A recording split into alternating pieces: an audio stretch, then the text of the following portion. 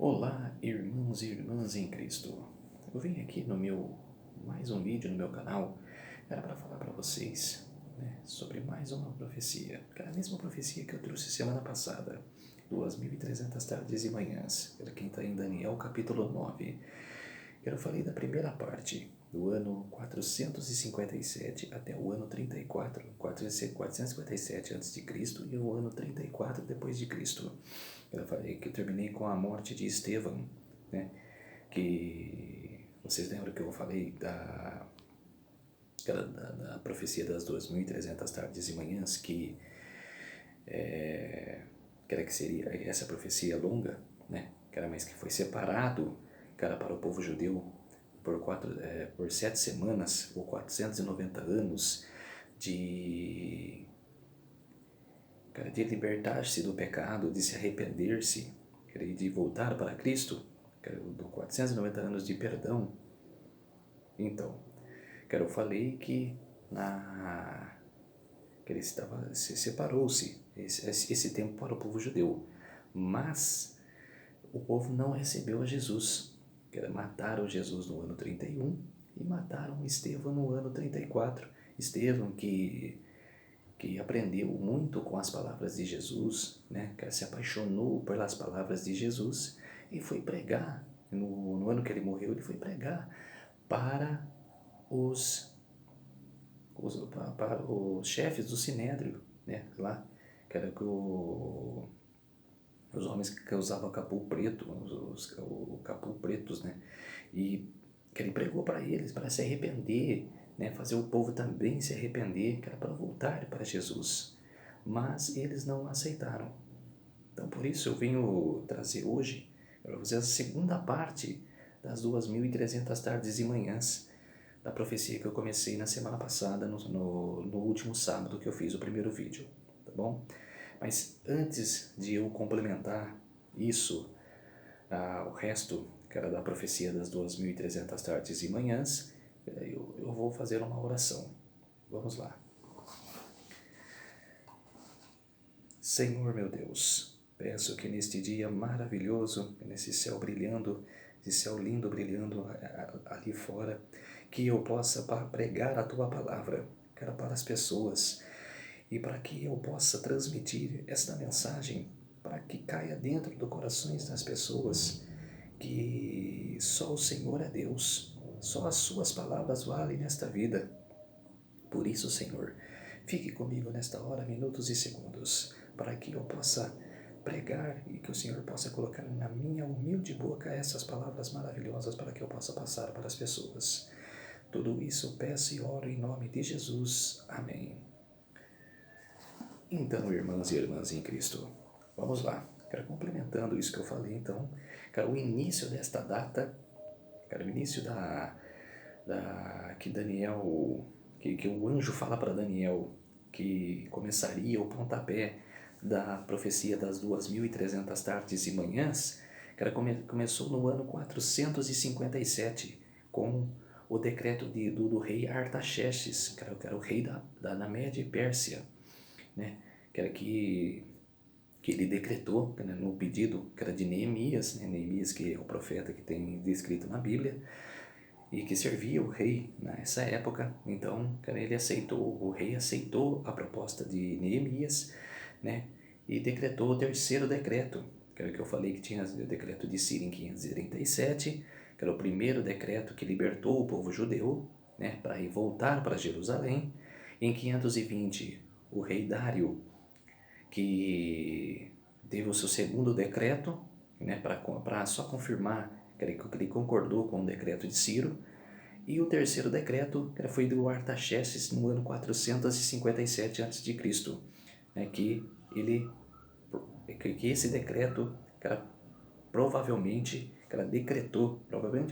decretou a volta da maioria do povo para Jerusalém e para decretar a construção do muro que era de Jerusalém, que Jerusalém estava toda destruída, estava toda em ruína, que Nabucodonosor destruiu quando, em 3 vezes, ele foi para Jerusalém, que era para destruir o templo de Salomão, né, em Jerusalém. Então, quer dizer, cara, estava todo destruído, e o decreto do rei Artaxerxes fez que o povo, cara, voltasse para Jerusalém, cara, para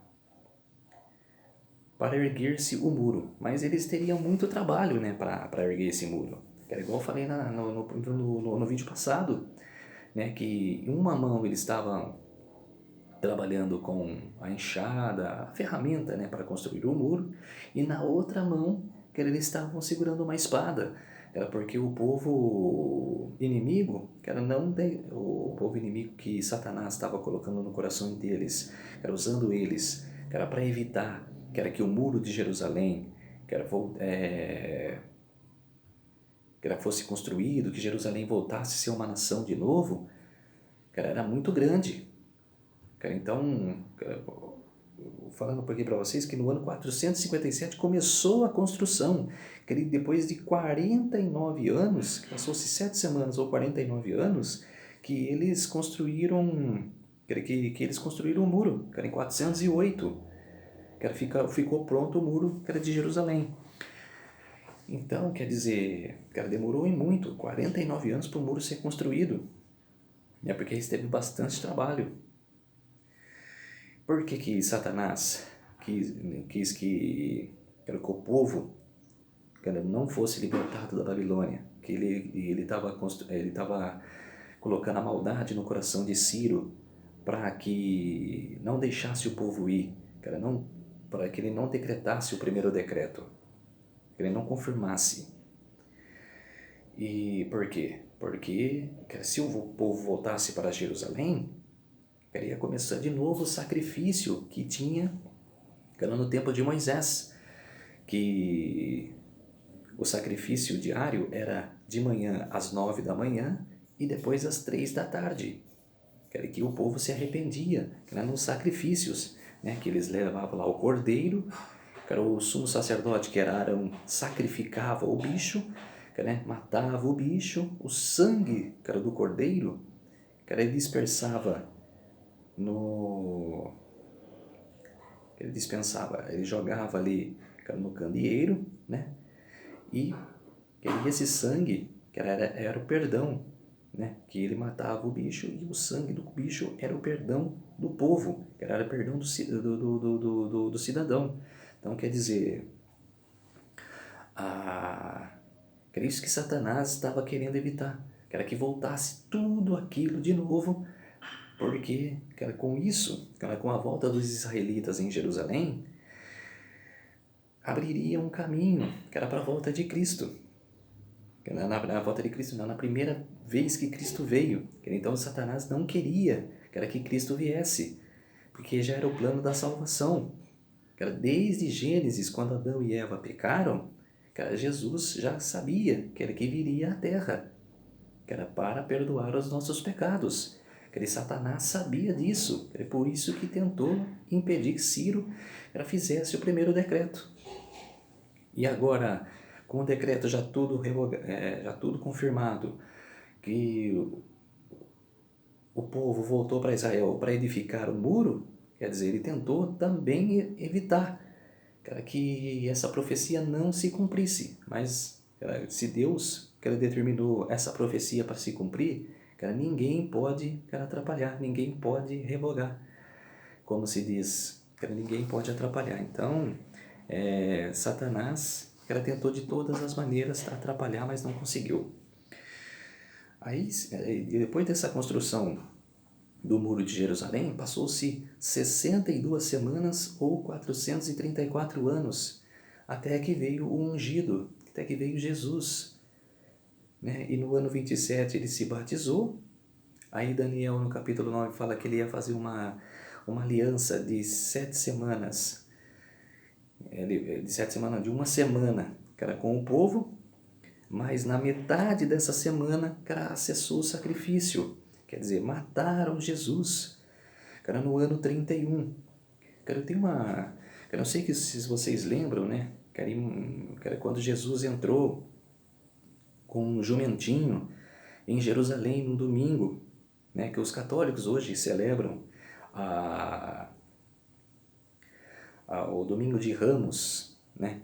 que era antes da Semana Santa, né? Que era a semana derradeira santa, né? Que começa quando termina o carnaval, né? Começa a quarta-feira de cinzas, e da quarta-feira de cinzas até a Semana Santa são os 40 dias, né? Que passam, né? Cara, até chegar a Semana Santa, que o povo cristão comemora, né? Principalmente os católicos.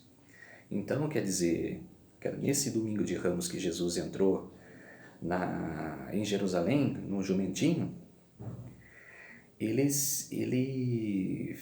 fez um exemplo, né? Que ele é o Cordeiro de Deus, que o Cordeiro era sacrificado no sacrifício no Antigo Testamento, e ele é o Cordeiro, ele entrou no jumentinho, ele foi celebrado, as pessoas celebraram a vinda dele ali, entraram em Jerusalém e queriam fazer dele rei de Israel, quer dizer, ia colocar coroa nele já. Mas o que aconteceu? No Antigo Testamento, antes do Cordeiro, quando o Cordeiro era morto, ele era morto no dia 14, no 7º mês. E quando o sumo sacerdote ia na sala santo, né, lá onde que ficava a Arca da Aliança, no Santíssimo, ele separava o cordeiro. Ele separava o cordeiro. Morria no dia 14 e no dia 10 era separado, né, para fazer as ofertas, né, para todo o povo. No dia 14 sacrificava, perdoava os pecados, e no dia 10 fazia a expiação, para perdoar toda Israel. Então, quer dizer, Jesus fez a mesma coisa que era feito com o cordeiro. Ele entrou em Jerusalém e quando o povo ia coroá-lo, ele afastou-se do povo, ele sumiu. Então, quer dizer, esse foi o exemplo de cordeiro, que Jesus é o Cordeiro de Deus que tira o pecado do mundo. Então, quer dizer, que ele fez o papel do cordeiro, ele se separou, o verdadeiro cordeiro se separou do povo. E que dia que era? Era o mês de Abibe, que era quando o sumo sacerdote entrava na sala de expiação. Quer dizer, Jesus cumpriu todo o cumprimento certinho da profecia. Deus não falha nas suas profecias. O que era no Antigo Testamento, Jesus cumpriu no Novo Testamento. Então, quer dizer, antes de ele ser crucificado no 31, na semana antes, no domingo, entrou em Jerusalém e na sexta-feira foi morto na cruz. Foi pregado às 9 da manhã, na cruz, e morreu às 3 da tarde, como era o cordeiro no Antigo Testamento. Era sacrificado às 9 e sacrificado às 3 da tarde. Eram os 2 horários que o cordeiro era sacrificado para perdão do povo. Então, quer dizer, Jesus cumpriu certinho a profecia. O mandamento, o cumprimento. Igual eu falei, aí morreu no ano 31, aí teve 3 anos de chance para o povo judeu se arrepender, e não se arrependeu. No ano 34 mataram Estevão, o primeiro mártir da igreja. Aí o que aconteceu no ano 34? Passou-se 1810 anos. Passou-se 1810 anos. Chegou no ano 1844. Mas antes de falar de 1844, eu vou falar para vocês aqui, por que Jesus era... por que Jesus, quando morreu, foi à destra de Deus no céu e se tornou sacerdote. Eu vou falar para vocês o porquê. Eu vou abrir em Hebreus capítulo 8. Hebreus capítulo 8, se você estiver assistindo também o meu vídeo, também abre em Hebreus capítulo 8 e entenda o que eu estou passando para vocês. Vou procurar aqui.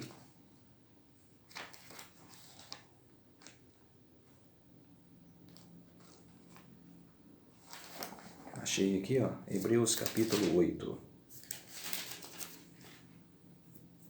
A antiga aliança era o símbolo transitório da nova, superior e eterna, da qual Cristo era o mediador. Olha só.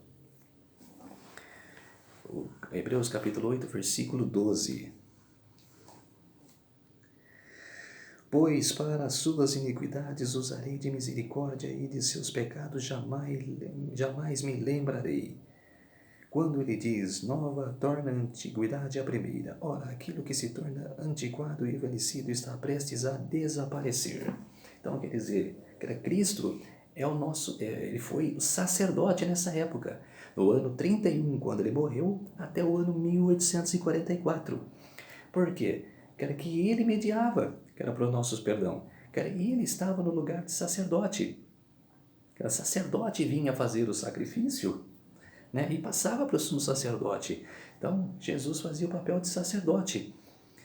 Cumpriu-se certinho o que era no Antigo Testamento, porque quando Deus falou para Moisés que era fazer o tabernáculo, que era fazer a casa de Deus aqui na terra, que era o Santíssimo, que era porque ele copiou do céu, que era a mesma coisa que era no céu, fizeram aqui na terra. Então não tem segredo, que era a mesma coisa que era no céu, é aqui também na terra. Então, quer dizer, Jesus era o nosso sacerdote na época, do ano 31 até 1844. Ele fazia esse papel. Então, quer dizer, ele era não, e ainda é o nosso mediador. Essa história aí de confissão auricular, a enganação da Igreja Católica de Roma, né, que é do chifre pequeno, que eu já preguei aqui no meu vídeo, né, que colocou essas heresias, que era para o povo, né, que mexeram no mandamento, né, e também colocaram heresias na igreja, né, que era para o povo, que era acreditar que aquele ali era a verdade e não a verdade da Bíblia. A Bíblia foi esquecida, tirada, que elas só queriam que era pôr as suas próprias vontades, suas próprias leis. Então, quer dizer, que inventaram essa confissão auricular, que era que você vai para o padre, conta os seus pecados para o padre, que também é ser humano. Daí o padre faz uma oração, perdoa os seus pecados, que era diante de Deus, e te livra, e te manda embora, porque perdoou os seus pecados. Não, meu povo, ela não é assim. É você se ajoelhar no chão e pedir perdão diretamente para Deus. Pedir diretamente para Jesus, que Ele é mediador entre Deus e os homens. Que Ele que perdoa os pecados. O que Jesus é? É Deus. É isso que as pessoas não entendem. Que Jesus também é Deus. Ele é filho de Deus e também é Deus. Então quer dizer, Ele perdoa pecados, Deus perdoa os pecados. Então você tem que pedir diretamente para Ele, não para seres humanos, aqui na Terra.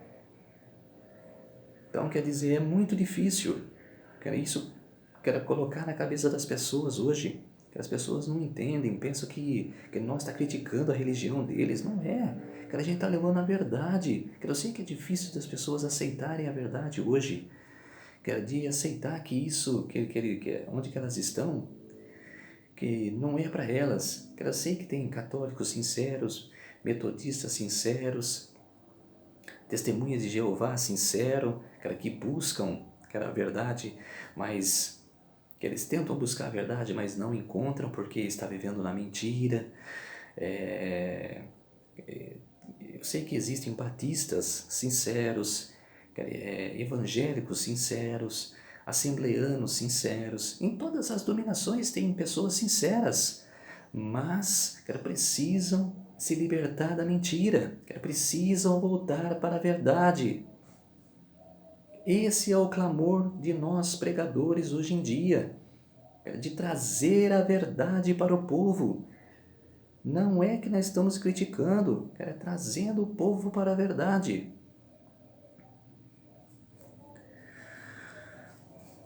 Vamos lá, ó. Apocalipse capítulo 14. Apocalipse capítulo 14 decreta, que eu estou falando, de trazer as pessoas para verdades. Olha que diz os três anjos nas três mensagens angélicas.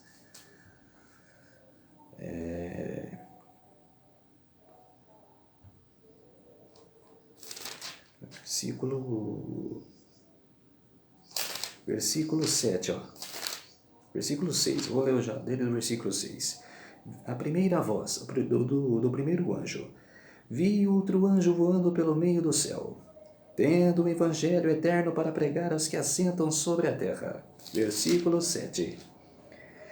E cada nação e tribo e língua o povo dizendo em grande voz: Temei a Deus e dai glória, pois é chegada a hora do seu juízo.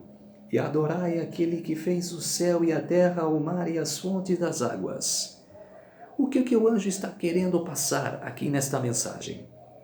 Ele está querendo passar essa mensagem, para que a gente possa adorar ao único Deus, Criador dos céus e da terra. É o único Criador, que não deuses de estátua, não deuses que a maçonaria adora, que os espíritas adoram. Não, que todo mundo tem que adorar ao Deus do céu, ao único Deus, Deus de nossas vidas e nossa história. É muito sério isso. Ele trouxe a mensagem. Que a gente deve adorar só a Deus. E por quê? Que tem mais uma coisa aí que ele está querendo dizer. Sobre o mandamento. A Igreja Católica não mudou o dia de sábado para domingo? E que dia que Deus estabeleceu aqui na Terra, para a gente adorá-lo? O sábado. O sábado. Lembra-te do dia do sábado para santificar. 6 dias trabalharás, fazer toda a obra, mas no 7º dia descansarás. Não trabalhar nem você, nem sua mulher, nem sua família, nem os escravos, nem servos, nem nada, nem os bichos. 7º dia, dia de descanso. Mas que fizeram? Anularam este mandamento. Guardar domingos e festas não existe. É mentira, é uma heresia, é uma blasfêmia. É isso que o anjo quer dizer aqui. Que era para a gente adorar ao Deus do céu e também adorá-lo no dia santo. E que o segundo anjo fala? Que ela transmitiu nessa mensagem. Seguiu-se outro anjo, o segundo, dizendo: Caiu a grande Babilônia, que tem dado a beber todas as nações do vinho da fúria e da sua prostituição. Por quê? Várias dominações estão bebendo do vinho da prostituição. Sem eles saberem. Estão vivendo no vinho, da enganação. Estão se prostituindo. Estão na mentira. A mentira é a prostituição. Então, quer dizer, essa é a mensagem que o anjo está dizendo na segunda voz. Sai dela, povo meu. Que Jesus fala no Apocalipse 18. Sai dela, povo meu. Voltam para a verdade. Saiam da mentira. Eu sei que vocês estão buscando sinceridade. Estão buscando a Deus. Mas vocês precisam, vocês estão certos de buscar a Deus, mas precisam sair dessa dominação. Precisam voltar à verdade. Placa de igreja não salva ninguém. Não estou falando para vocês virem para a Adventista. Não, é de buscar a verdade. Nós somos a igreja. Nós mesmos somos a igreja. Não dominações. A gente mesmo tem que colocar a verdade dentro do nosso coração. O terceiro anjo. Seguiu a estes outro anjo, o terceiro, dizendo em grande voz: Se alguém adorar a besta e a sua imagem, recebe a sua marca na fronte ou sobre a mão. Também essa beberá do vinho da cólera. Então, quer dizer, está transmitindo aqui para o povo de sair dessas dominações e também de adorar ao Papa, a igreja de Roma. Não é assim. Não é para adorar essa besta. Igual está descrito no Apocalipse 13. cara, que o papado é a besta que sobe do mar, que oprimiu o povo na Idade Média por 1260 anos, que matou os cristãos, que falavam que eram hereges, que tinha a Bíblia na mão, cara, e falava a verdade, tentava transmitir para o povo, passar para as outras pessoas a verdade. Mas o que eles fizeram? Mataram os cristãos, perseguiram, mataram. Quer dizer, minha gente, não dá mais para ficar adorando esse poder. Não dá mais. Em cada igreja católica que as pessoas entram, vê a imagem do Papa. Era que ele hoje é a autoridade das igrejas. Mas, cara, não adorem. Cara, não adorem. Cara, é isso que eu tento passar para vocês. Cara, para meus amigos católicos, para minha namorada católica. Não adorem a besta. Não adorem o papado. Essa é a grande minha preocupação. É de todos que descobrem a verdade. Então, quer dizer, é difícil, muito difícil, para o povo entender essa verdade que eu estou transmitindo. E o Apocalipse 15, do versículos do 5 a 8, ela fala assim: Deus envia os flagelos. Depois dessas coisas olhei e abriu no céu o santuário do tabernáculo testemunho. E os 7 anjos que tinham os 7 flagelos saíram do santuário vestidos de linho puro e resplandecentes e cingidos ao peito com cintas de ouro. Então um dos 4 seres viventes deu aos 7 anjos as 7 taças de ouro cheias da cólera de Deus que vive pelos séculos dos séculos. O santuário se encheu da fumaça procedente da glória de Deus e do seu poder, e ninguém podia penetrar o santuário enquanto não se cumprisse os 7 flagelos dos 7 anjos. Então, quer dizer, quando chegar esse momento, que Jesus quer decretar, está feito, não tem mais como correr atrás, não tem mais como buscar a salvação. Por isso a gente tem que se arrepender hoje, buscar a verdade hoje, não mais ficar vivendo na mentira. Chega! Não dá mais para viver na mentira. É buscar a verdade. Aí passou-se 1810 anos depois da morte de Estevão. Chegamos no ano 1844. O que aconteceu no ano de 1844? Anos antes, um millerita chamado Guilherme Miller, começou a estudar Apocalipse e Daniel. Ele estudou todo o capítulo 8, 9 de Daniel, ele viu da purificação do santuário, ele entendeu a profecia das 2300 tardes e manhãs. Mas ele entendeu tudo, entendeu a data que eu falei, né, de 457 até 408 até o ano 27, 31 e 34. Ele entendeu tudo isso, ele e os amigos, né, que era da dominação do Millerita, né, que começaram a pregar sobre isso. Só que eles não entenderam uma coisa, que eu vou chegar lá. Vamos lá, abrir o Apocalipse capítulo 10. O João, né, viu um anjo, né, que estava descendo do céu. Qual anjo que desce do céu? Que tem envolto em nuvem, com um arco-íris por cima da sua cabeça, o rosto era como o sol e as pernas como coluna de fogo. Quem é esse anjo? Jesus. Jesus é esse anjo que aparece para João no capítulo 10. E o que ele tinha na mão? Um livrinho. E que livro era esse? Livro de Daniel.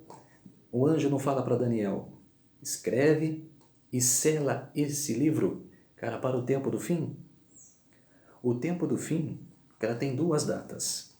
Começou-se em 1798 com a prisão do Papa Pio XII, era o Pio VI, o Pio VI, era o Pio XII, é na nova era agora.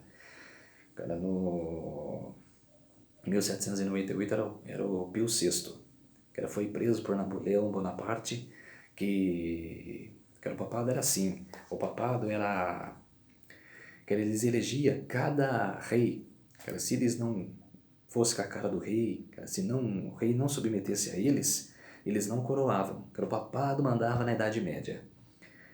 Então, cara, o que aconteceu? Cara, todos os reis se submeteram ao Papa.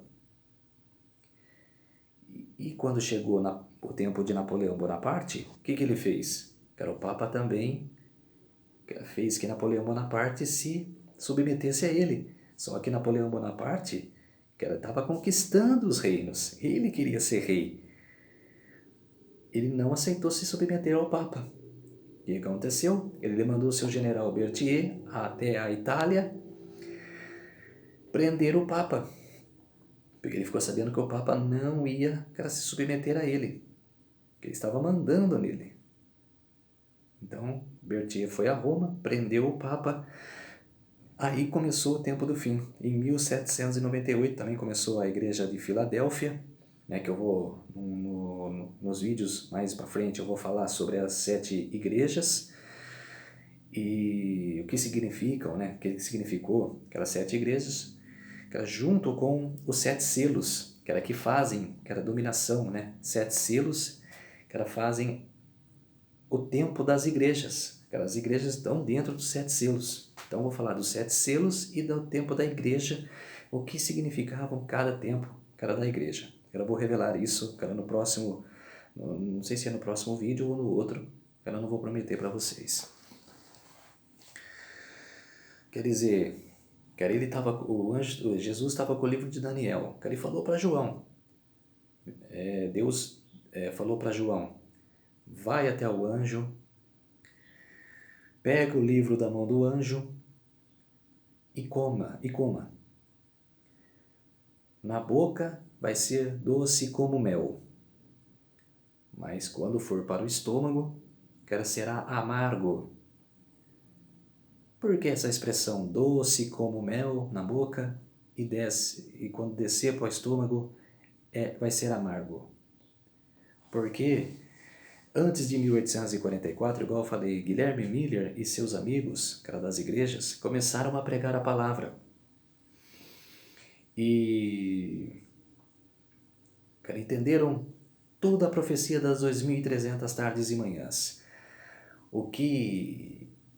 Aí chegou, que o santuário seria purificado. Mas o que eles entenderam? Que Jesus iria voltar em 1844, porque o santuário seria purificado. Entenderam tudo e não entenderam essa parte. O que aconteceu? Saíram pregando para o povo, mudaram de região, saíram pregando que Jesus ia voltar, em 22 de outubro de